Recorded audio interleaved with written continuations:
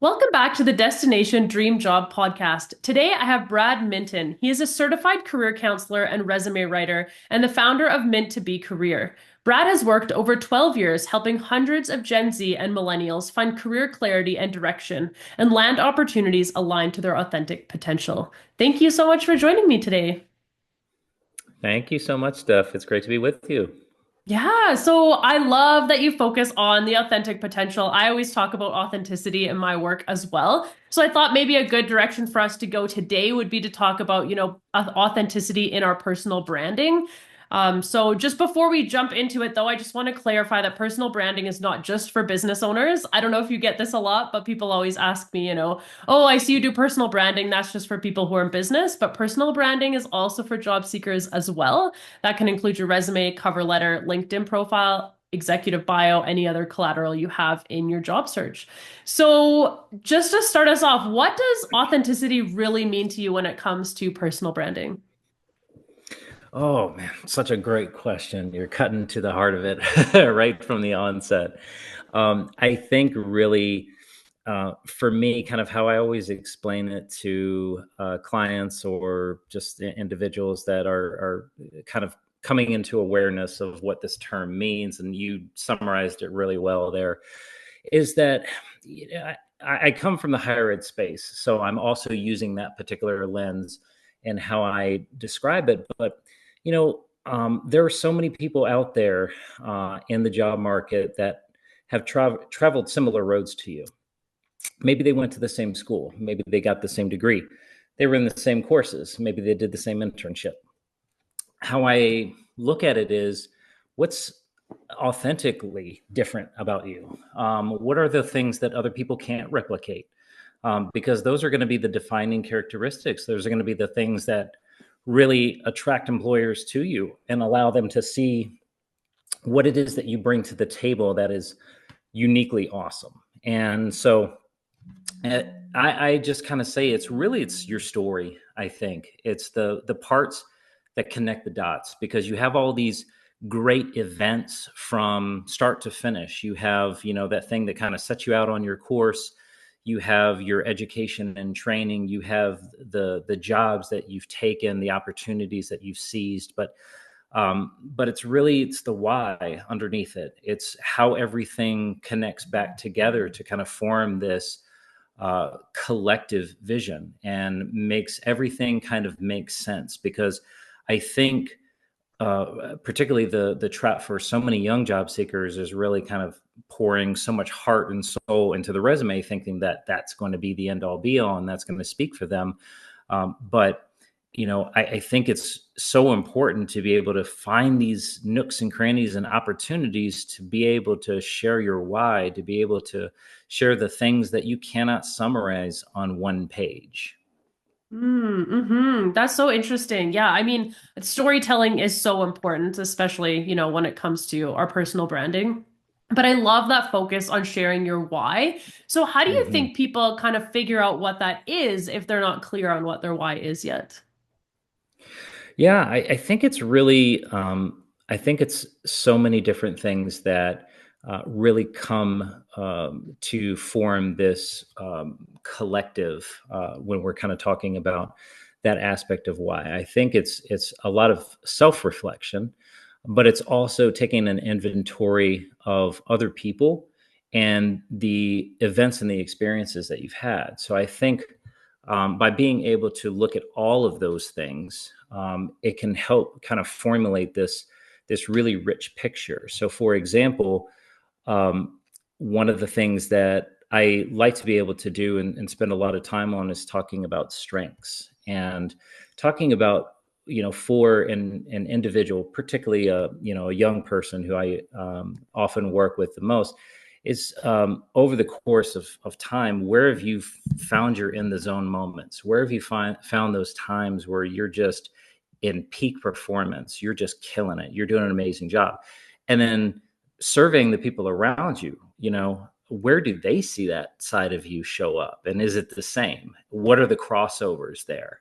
Noticing those times in maybe your work history, your internships, your academic projects, where you've over delivered. You've not just excelled, but you've done such an incredible job. And what allowed you to do that? What were the strengths that you were leveraging? What were the capabilities and so forth? And really taking an inventory of those things and noticing what story is it telling you about where you show up and how, where are those places in life and in work where you do exceptional work. Mm. Yeah, that's such a great thing to do. And it's something that you can do multiple times over, right? Because as we grow in our career or in our life, those things change and those interests and passions, and we grow new strengths. And so I think that's such a good activity to do multiple times. And I really liked your Mhm. focus on school projects. So I'm just going to bunny trail here for a minute. I think that's a really huge missed opportunity that a lot of younger or new graduates have is that they don't focus on those school projects and they just list their education and they don't talk about it. So do you want to talk a little bit about how we can, really value that education on our resume? Yeah, 100%. And particularly, um, recent graduates get impacted by this more than anyone. And I think it's just for the simple fact that, you know, for a really long time, we've kind of, bought into this narrative that the degree is going to speak for itself. And unfortunately, we just live in a day and time now where that's not the case anymore. It's like, what did you do between orientation and graduation? Because again, I can find dozens of other people with that same degree. So that in and of itself is not going to separate you. When we talk about the brand being authentic, it's like, what were the unique experiences that really culminated to that degree? Because the degree still has value, but it's like it's a collection of the parts. It's not just the end all be all. And so academic projects is a wonderful way for and irregardless of major, right? Anytime you were collaborating with a team, you were working on something that maybe took an entire semester to do. You're analyzing, documenting, doing research. You were demonstrating all of these great critical skills: teamwork and collaboration, communication, research, time management, being able to work with diverse individuals. All of these different things. It showcases to employers that you're coming in with those skills. You just didn't sit in the classroom, but no, you were active participant in your learning, and you developed uh, both hard skills and softer critical skills. Yeah, and I think people who don't work in higher education, which is like a lot of the world and a lot of the jobs that people would be applying for, aren't always super clear on what that looks like, what a degree looks like. I saw a post today where it was from a resume writer, and she said that 98% of her clients are doing something completely unrelated to the degree they graduated with, which I thought was Mhm. really funny. And that just makes me think too, like if you graduate with a degree and you're applying for a specific position, the person who's doing the hiring may not have graduated with that same degree. And so to be able to give Right. them some of that information and those details, I think is quite important. Hmm. Do you find Yes. that young people now still have a lot of pressure into like really figuring out what they want to do at a young age and like, your degree is everything, or is that shifted a little bit? I think it really has shifted. In addition to my work with Meant to Be Career, I work for an educational services agency, and I get a chance to, meet with kids as they're exiting high school, and I think there's a little bit of that pressure that's still there. It's usually comes from peers, because I think in this day and time, I think the message really has shifted from, be it counselors, teachers, administrators, parents, even, that no, you don't necessarily need to have everything figured out. You don't need a 5-year plan or a 10-year plan, but you should have some idea, and you should still have a little bit of intentionality in the steps that you take after high school. But I don't think, uh, just from my experiences, I think there has been a real a real shift in that discussion and how we present that to young people to make sure that they understand that careers are fluid and they're not linear. You're going to change careers multiple times. You're going to change jobs many times, and each one of those will stack. They'll provide learning experiences that you can build off, and they will take you into new avenues and new directions. And only in extreme cases where you ever make a decision that you can't get come back from. Exactly. Yes, absolutely. I think of people who work in like tech, but graduated from like a computer science degree in like the early 90s or in the 80s. And it's Hmm. like even then it's not even relevant anymore anyways. Like tech has changed so much. So Yeah. so when someone is really looking at identifying what sets them apart, how do they decide whether, it belongs on the resume or it's something that maybe they talk about it in an interview or maybe it's something they leave out completely? Yeah, really great question. For me, I really think that it is so much, and this is probably a little bit cliche to other people who work in our areas, but at the end of the day, it really does need to come back to relevance.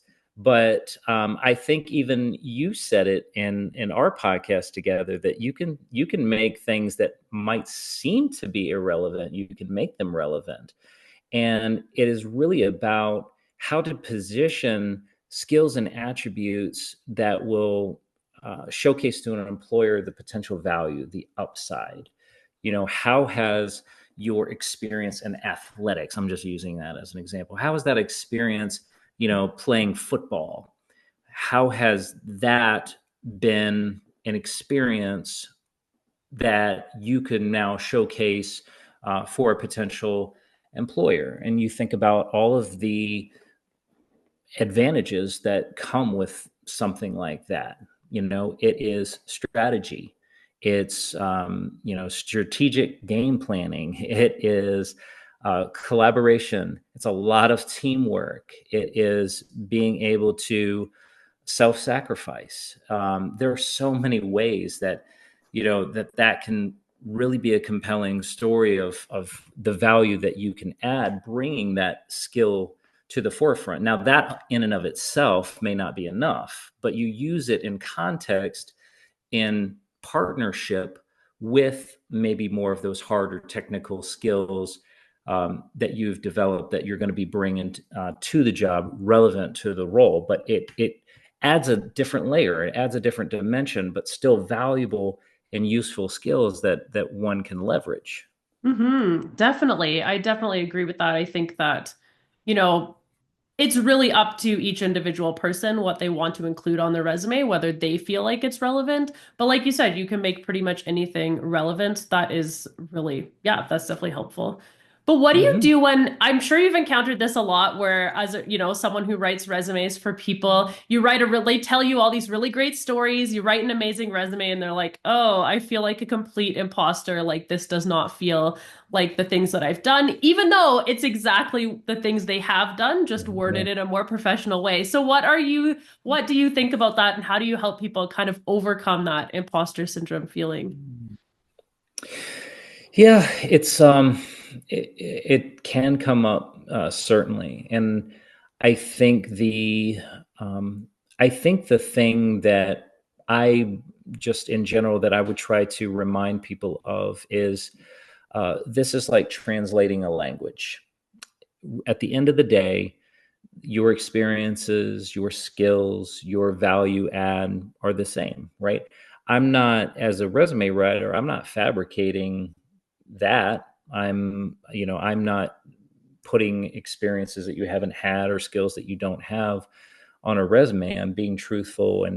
But of course, the language is maybe not the language that they're going to use. And so at the end of the day, it's just about the translation of how your skills and experience at the core are what make you unique and valuable. It's just telling the right story to the right people about those experiences and knowing that your audience is a very, very important stakeholder, because if you were telling a story about your life to one person, by nature, you're not going to maybe tell it the exact same way to somebody over here with a completely different mind frame, because you're going to leverage empathy in some respects. You're going to know that I need to maybe like make this sound a little bit better because this person over here would appreciate that a little bit more,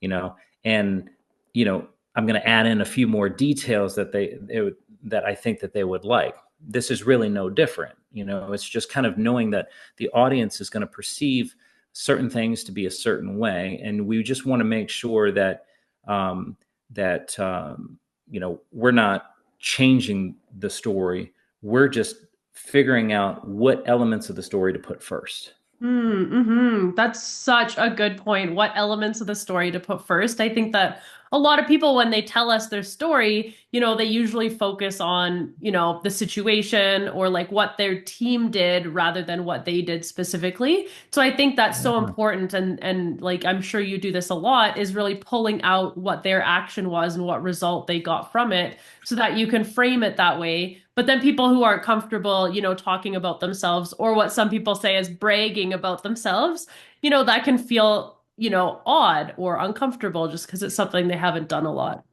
And so I think, like, to Yeah. your point, is just really about creating, having us help to pull out that information to create the resume and then feeling comfortable talking about those points. And I know it's so much easier said than done, but you just used an important word, which is brag, and that I get it. I get it. That is such a fight. I think for particularly the young people that I work with, 18, 19, 20-year olds, or those just graduating college, and because it, they don't feel comfortable yet. They're just now entering into the job market. It's hard to build yourself up to make it seem like you're a valuable asset for a potential company when you're not really feeling it. When you're like, I'm just starting. Like, what, so it's a really, really hard thing for people to do. But the thing that I just remind them of is that you have to really do that checks and balances. You have to do that inventory of what makes you authentically awesome, and sell your own brand of whatever that is to the best of your ability, because if you don't, someone else will.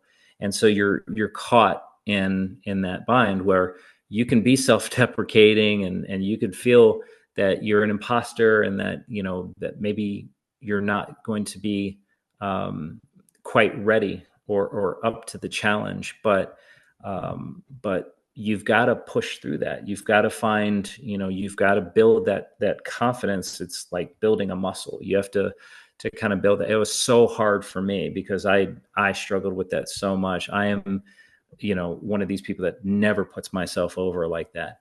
And so, but I just realized as soon as I figured out the time and the place, the context where that's appropriate, just had to really anchor into it, and it just made me a more effective job seeker at the end of the day. And then that's where I leave it. I don't go beyond that.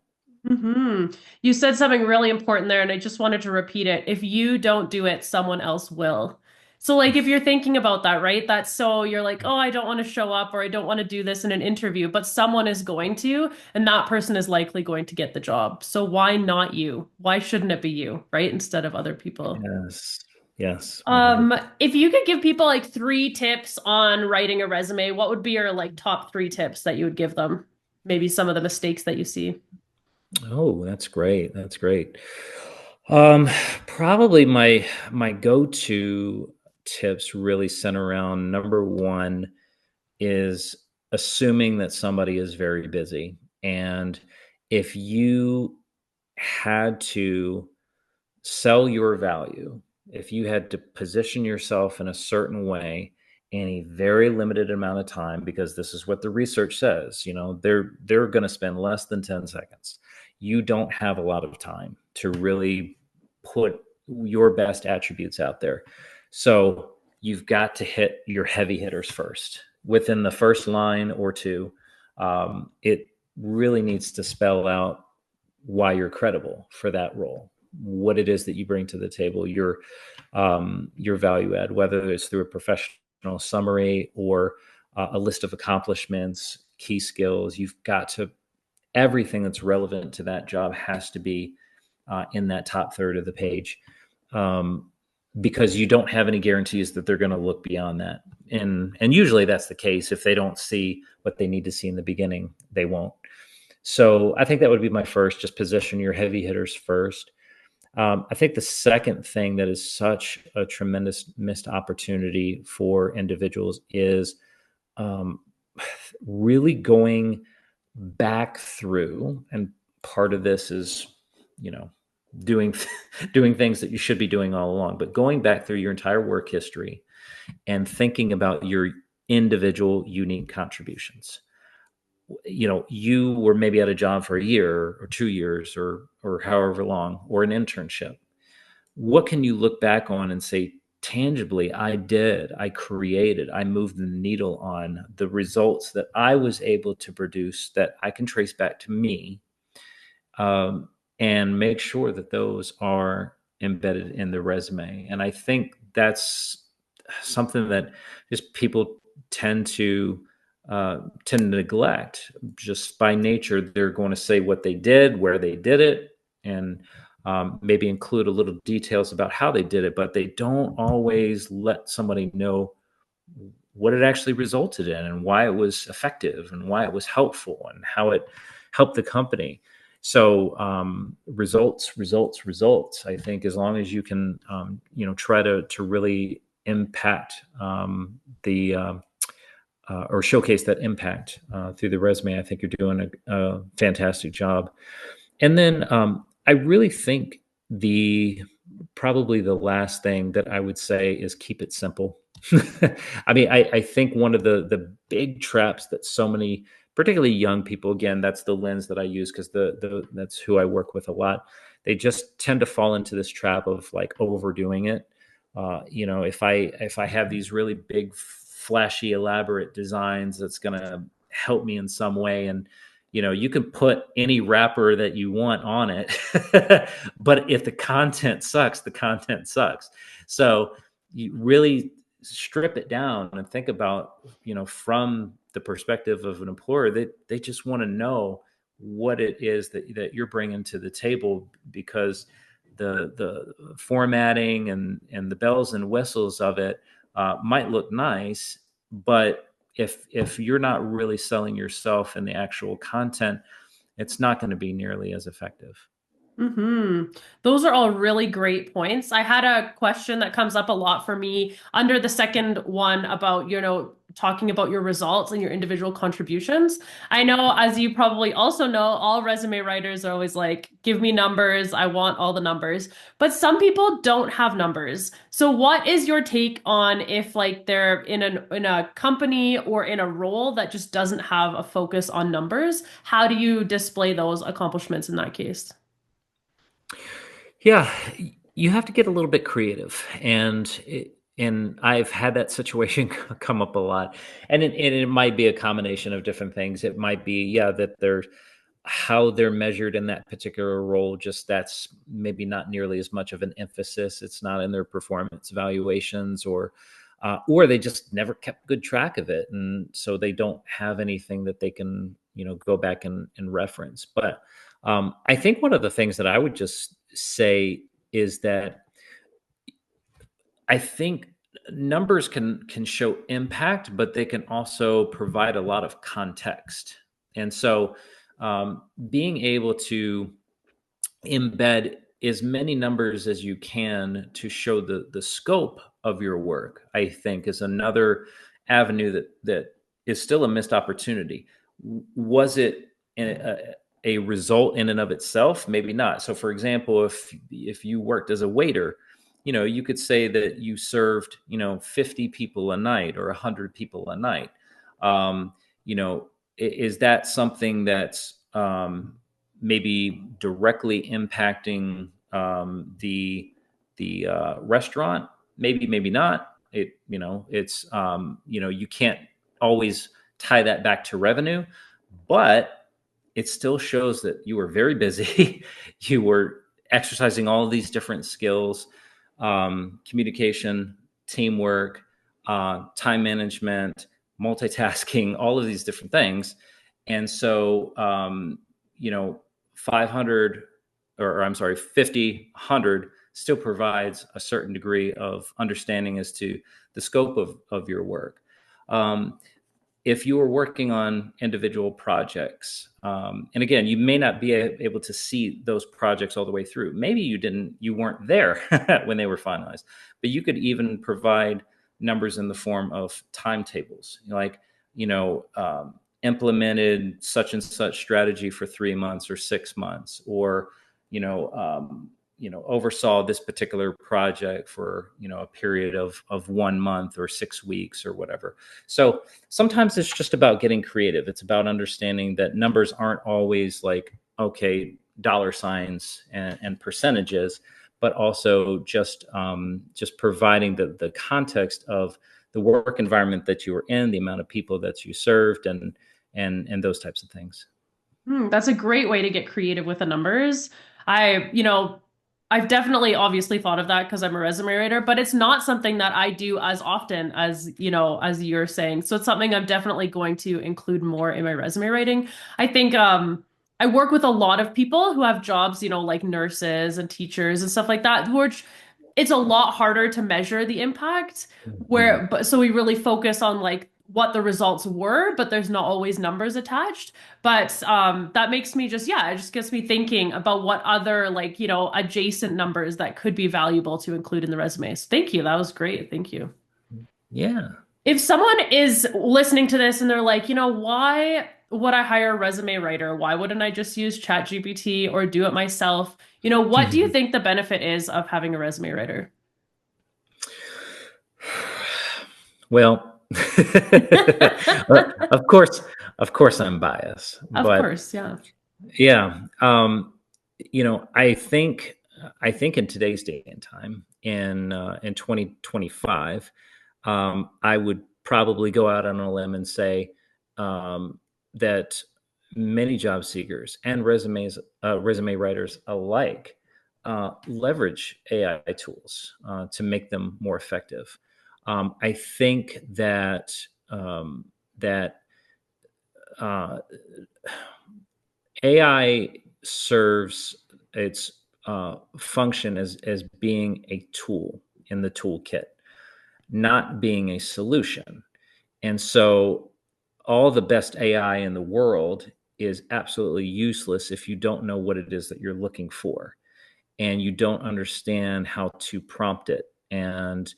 Um, and you can say, AI, rewrite this, make it sound better, but really making sure that there are more more comprehensive um, investigations into what is going to make a particular resume stand out, because I think that's inherently the trap that most people are going to fall into is, I am using this to save time. I'm using this to try to make it, put out a resume as fast as humanly possible.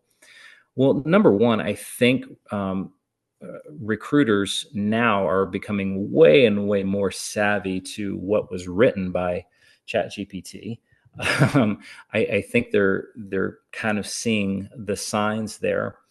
Um, and then I think the other thing too is, by people cutting corners and saying, "Well, I'm just gonna have ChatGPT or whatever, Perplexity, or name the AI tool to write this," you're going to skip steps. You're going to miss important pieces of context, like kind of what we were saying before with an individual story.